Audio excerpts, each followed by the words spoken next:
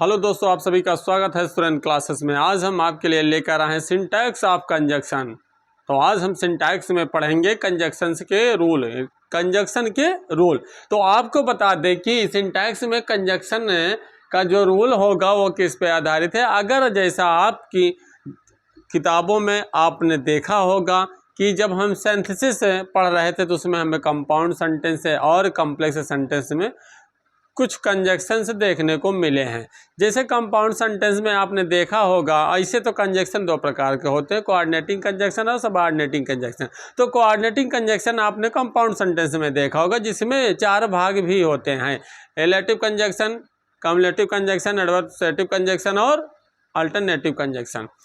तो इस तरीके से आपने कोऑर्डिनेटिंग कंजक्शन कंपाउंड सेंटेंस में भी पढ़ा है। अगर आपने बेहतर सिंथेसिस में कंपाउंड और कॉम्प्लेक्स को पढ़ा है तो सिंटैक्स में कंजक्शन का सिंटैक्स करने में समस्या नहीं होगी। सबऑर्डिनेटिंग कंजक्शन आपने पढ़ा होगा कॉम्प्लेक्स सेंटेंस बनाते समय। एडवर्ब क्लॉज में आपने देखा होगा, जैसे टाइम ऑफ एडवर्ब यानी टाइम है, प्लेस है, कंट्रास्ट है, कंपैरिजन है आदि, जैसे माइनर है, ये सारे कंजक्शन के पार्ट आपको पढ़ाए गए होंगे, आप पढ़े होंगे। अगर नहीं पढ़े हैं तो हमने उस पर भी वीडियो बना रखा है, आप जा कर के हमारे चैनल पे सिंथेसिस को सर्च करिएगा, उसमें पार्ट 1, पार्ट 2, पार्ट 3 करके इस तरीके से पूरे सिंथेसिस को सिंपल सेंटेंस, कंपाउंड सेंटेंस और कॉम्प्लेक्स सेंटेंस से बना करके दिया गया है। तो इस तरीके से आप वहाँ पर भी जाकर पढ़ सकते हैं। यदि नहीं पढ़ा है अब तक तो सिंथेसिस सर्च करिएगा, हमारे चैनल में आपको वो भी टॉपिक मिलेगा जो आपने आज तक नहीं पढ़ा होगा। चलिए, तो आज हम पढ़ेंगे सिंटैक्स में कंजक्शन, अर्थात कंजक्शन का सिंटैक्स। चलिए आइए कंजक्शन के कुछ रूल को समझते हैं उदाहरण के माध्यम से, एग्जाम्पल के माध्यम से।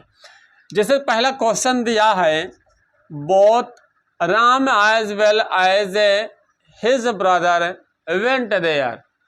तो आपको लगेगा कि राम और उसके भाई दोनों वहाँ गए, लग रहा सही है, लेकिन आपको बता दें बोथ के साथ सदैव एंड का ही प्रयोग होता है। कहे का प्रयोग होता है, एंड का प्रयोग होता है।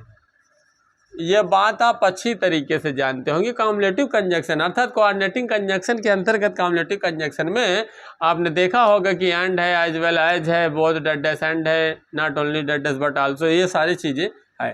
ठीक है, तो बोथ के साथ काहे का प्रयोग होगा, एंड का। काहे का प्रयोग होगा, एंड का। इस बात को ध्यान रखना। देखने में लगेगा कि यार सही है, लेकिन नहीं, सिंटैक्स करने के लिए अगर दिया गया क्वेश्चन तो जरूर कुछ न कुछ उसमें गड़बड़ है, यानी गलत है, उसको हमें सही करना है, क्योंकि सिंटैक्स का मतलब ही होता है वाक्य को सही करना। तो इस तरीके से बोथ राम एंड, आज वाले आज की जगह क्या होगा, एंड। ठीक है, अगला क्वेश्चन दिया है, दो he was poor but he was honest. तो आपको बता दे, जब आपने देखा होगा कंट्रास्ट यानी विरोध बताने वाले यानी सबऑर्डिनेटिंग कंजक्शन में आपने देखा होगा कि अगर वाक्य की शुरुआत दो ऑल दो इवन इफ हाउएवर से अगर स्टार्ट होता है तो बट का प्रयोग नहीं करते हैं, इनके साथ बट का प्रयोग नहीं किया जाता है। तो इनके साथ किया फिर क्या जाता है, तो आपको बता दे इन यानी दो ऑल दो इवन इफ हाउएवर वाले जो शब्द होते हैं इनके साथ एट का प्रयोग किया जाता है। किसका प्रयोग किया जाता है, एट का प्रयोग किया जाता है। तो बट की जगह काहे का प्रयोग हो जाएगा, एट का प्रयोग हो जाएगा। और दूसरी बात आपको और बता दें, आप चाहें तो एट भी ना लगाओ, इसकी जगह पे कॉमा का प्रयोग कर दीजिए। ठीक है, तो इसकी जगह पे कॉमा का भी प्रयोग किया जाता है। आप चाहें तो दो ही वाज पुअर है कॉमा ही वाज ऑनेस्ट, आप ऐसे भी कर सकते हैं, इसको आप हटा भी सकते हैं। ठीक है, अगला क्वेश्चन दिया है, ही हार्ड हार्डली यानी हार्डली और स्कैर्सली बेयरली, ये ऐसे शब्द होते हैं जिनके साथ है क्या होता है, इंटर द विलेज देन, दिया ना, तो जिनके साथ सदैव वेन का ही प्रयोग किया जाता है। किसका, वेन का प्रयोग किया जाता है। तो जैसा आप देख पा रहे हैं क्वेश्चन में, ही हार्ड हार्डली बड़ी मुश्किल से, इसकी हिंदी क्या थी, बड़ी मुश्किल से, इंटर्ड द विलेज, तो यहाँ दिया देन। अब आप यहाँ पे देखिए, वह बड़ी मुश्किल से गांव में घुस पाया, तब उसके पिताजी खत्म। इसका लोग गुस्सा तब खत्म होंगे, तो गलत है ना, वैसे भी गलत है, आप देखिए। लेकिन कभी कभी क्या होता है, हिंदी बनाने पर भी लगता है कि यार सही है, तो आपको बता दें अगर किसी भी वाक्य में अगर हार्डली या बेयरली या स्कैर्सली शब्द आता है तो उसके साथ देन का प्रयोग नहीं किया जाता। किसका प्रयोग किया जाता है? व्हेन का प्रयोग किया जाता है। तो जितनी बातें आपको बताई जा रही है वो बातें यदि आप ध्यान से सुनते हैं, वीडियो दौड़ा के नहीं देखते हैं, एकदम स्टार्टिंग से देखते हैं, तो क्लियर है कि ये आपको जितने भी कंसेप्ट होते हैं वो सारे कंसेप्ट समझ में आते हैं। और आप सोच रहे दौड़ा दौड़ा के देखें तो आपको नहीं समझ में आएगा। ठीक है, तो इसलिए वीडियो को दौड़ाना नहीं है, एकदम एक एक क्वेश्चन को समझते हुए हम कंजक्शन का सिंटैक्स को समझेंगे और तभी समझ में आएगा। ठीक है, बाकी इसके लिए हमने कहा कि अगर आपने सिंथेसिस में कंपाउंड या कॉम्प्लेक्स बेहतर पढ़ा, अर्थात कोऑर्डिनेटिंग कंजक्शन और सबऑर्डिनेटिंग कंजक्शन बेहतर पढ़ा है, तो इसमें समस्या नहीं होगी। तो आई हैव सच, अगला क्वेश्चन है I have such a book which you can not find elsewhere. तो आपको बता दें यदि सच या सेम, सच या सेम शब्द का प्रयोग अगर किसी वाक्य में एडजेक्टिव की तरह हो जाए, किसकी तरह हो जाए? एडजेक्टिव की तरह हो जाए, तब आप याद रखना इसके साथ सदैव एज का प्रयोग होता है। कौन से कंजक्शन का प्रयोग होता है? एज का प्रयोग होता है। इसका मतलब व्हिच का प्रयोग नहीं होगा। ठीक है, तो इसकी जगह क्या हो जाएगा? तो जितनी बातें बता रहे उतनी बातें याद रखना कि सच या सेम अगर एडजेक्टिव की तरह आता है तब याद रखना उसके साथ सदैव एज का ही प्रयोग होता है, अर्थात एज कंजक्शन का प्रयोग होता है, व्हिच का नहीं होगा। ठीक है, या कोई और व्हाट दे दिया, कुछ भी दे दिया।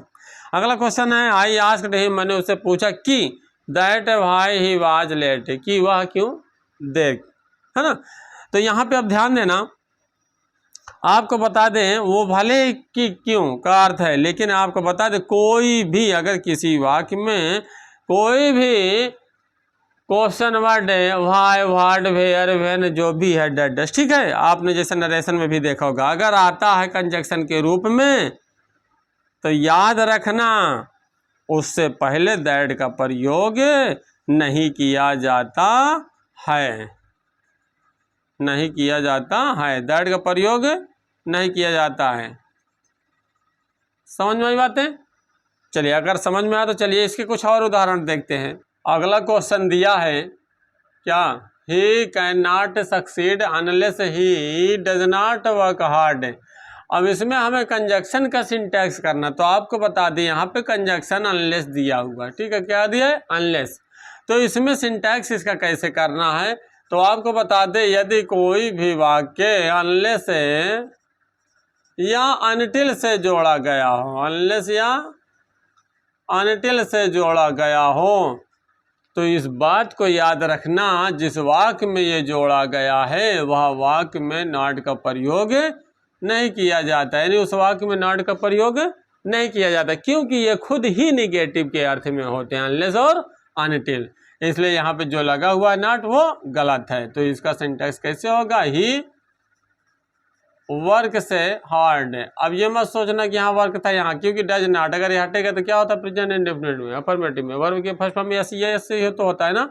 चलिए तो ये बात क्लियर, अनलेस और अनटिल खुद ही एक निगेटिव के अर्थ में होते हैं, इसलिए ये जिस वाक्य में जुड़े होते हो वह वाक्य में नॉट का प्रयोग नहीं करते, ठीक है, यानी उस वाक्य में नॉट का प्रयोग नहीं किया जाता। अगला क्वेश्चन दिया है I doubt that he will pass. तो आपको एक चीज बताते हैं, आपने नरेशन में भी पढ़ा होगा, यदि इंट्रोगेटिव है, चाहे वो यस नो टाइप क्वेश्चन हो चाहे डब्ल्यूएच टाइप क्वेश्चन हो, अगर हम यस नो टाइप में देखा है कि वेदर या इफ का प्रयोग होता है, और डब्ल्यूएच टाइप में वो क्वेश्चन वर्ड का ही प्रयोग हो जाता है कनेक्टिव के रूप में, इसलिए वहाँ पर कोई अन्य कंजक्शन नहीं आता है, ठीक है। तो इस तरीके से यहाँ पर दिया कि I doubt that he will pass, यानी मुझे शंका है कि क्या वह पास हो जाएगा, यानी क्या वह पास हो जाएगा। तो ऐसा लग रहा है जैसे यस या नो टाइप क्वेश्चन की तरह, तो इसलिए यहाँ पे दैट न लाकर क्या हो जाएगा, इफ या वेदर में से कोई एक, ठीक है।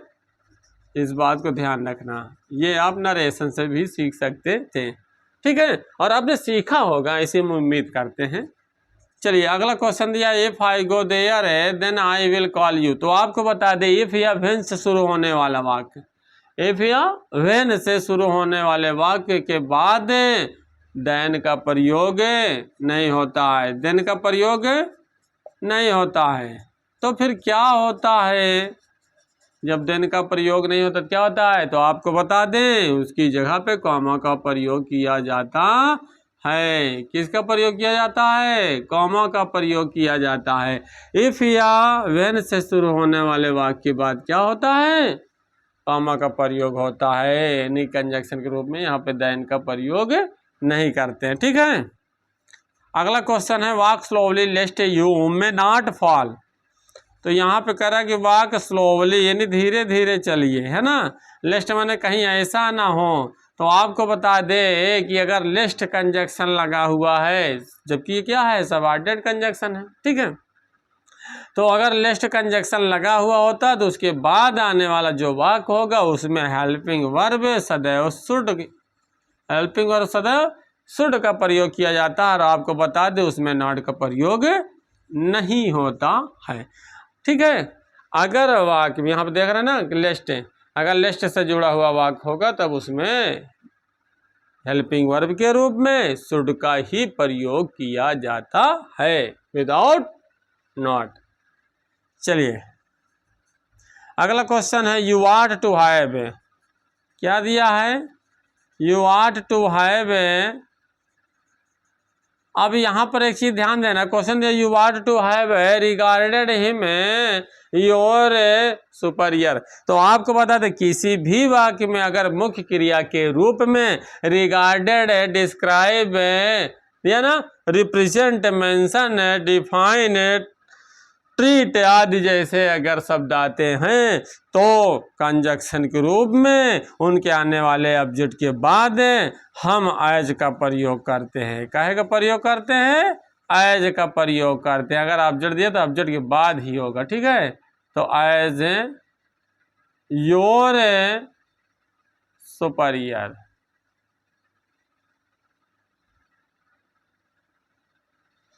क्लियर। तो इस तरीके से आपने कंजक्शन का सिंटैक्स सीखा।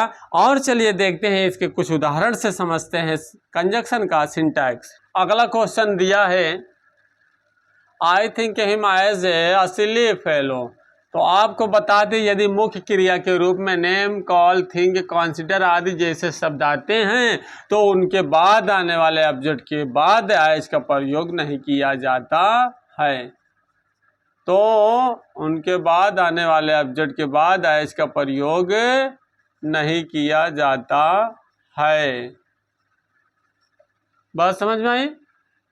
अभी जैसे इसके ठीक पहले बताया था रिगार्डेड वाला, जैसे अभी एग्जाम्पल हमने आपको बताया था ना, तो वहाँ पर तो होगा। लेकिन अगर मुख्य क्रिया के रूप में नेम, कॉल, थिंक, कंसीडर आज जैसे शब्द आते हैं यानी विचार करने वाली बात है, सोचने वाली बात है, नामकरण वाली बात है ना।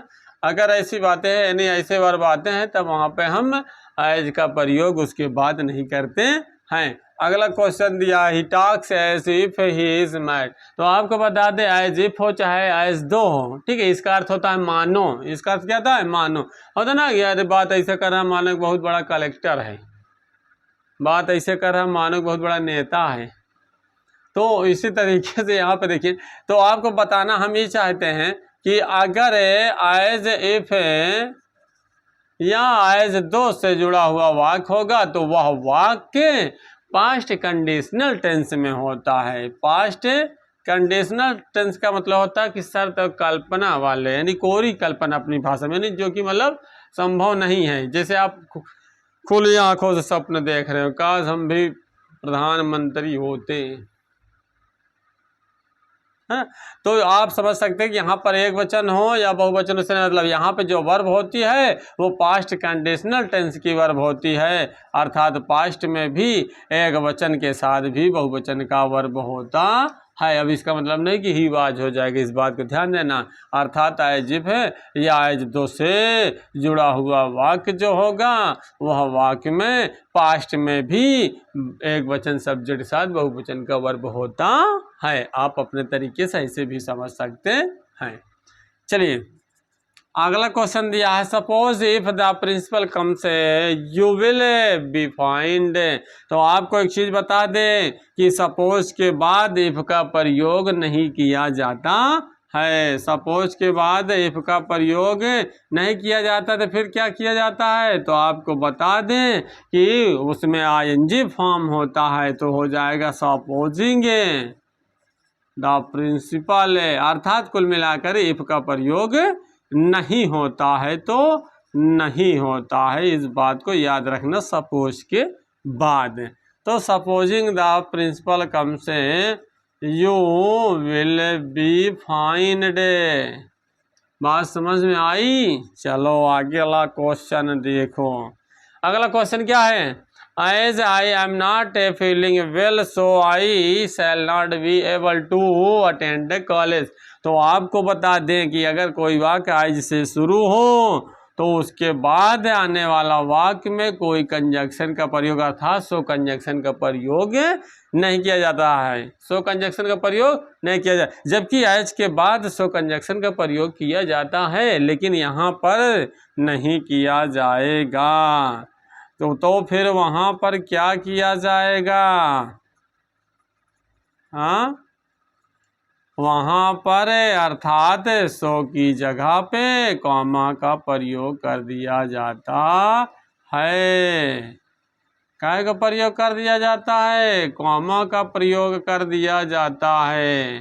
तो इस बात को ध्यान रखना, आज से शुरू होने वाले वाक्य के बाद कॉमा का प्रयोग होता है, सो का प्रयोग नहीं होगा। लेकिन अगर जोर देकर कोई बातें कही जा रही है कि जैसे एज यू सो, जैसा आप बोगे, सो शैल यू रीप, वैसा आप काटोगे, अर्थात जैसी करनी वैसी भरनी, जैसी करनी वैसी भरनी, तब वहाँ पे आप कॉमा की जगह काम आने लगे तब वहाँ पे आप सो ही लगाएंगे।